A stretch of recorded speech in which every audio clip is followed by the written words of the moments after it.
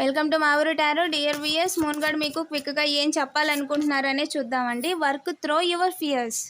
Yes, new moon in Scorpio. మీ యొక్క అంటే మీకు ఏది కష్టంగా అనిపిస్తుంది డేలో, అది ఫస్ట్ చేసేయండి. ఓకేనా? ఏ పని అవ్వట్లేదు, వాయిదా వేస్తున్నారో అది ఫస్ట్ చేసేయండి. లేదా మీకు ఏది డిఫికల్ట్ అనిపిస్తుంది, దాని గురించి ప్లాన్ చేసుకోండి.